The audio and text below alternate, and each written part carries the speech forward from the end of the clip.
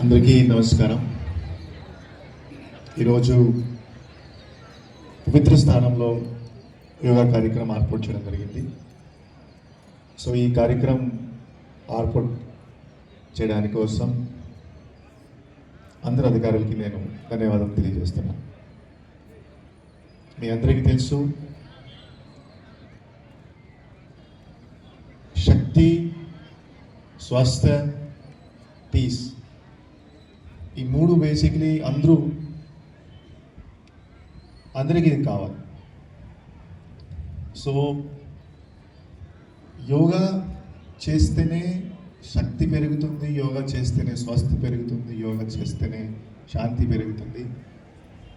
So నేను ఈరోజు యోగా చేయాలి. ఈ కార్యక్రమం ముఖ్య ఉద్దేశం కూడా ఒకరోజు కాదు, ప్రతిరోజు యోగా చేయాలి. మీరు యోగా ప్రతిరోజు చేస్తే ప్రతి ఒక్కరు బేసిక్లీ ఈ యోగా ప్రాక్టీస్ చేస్తే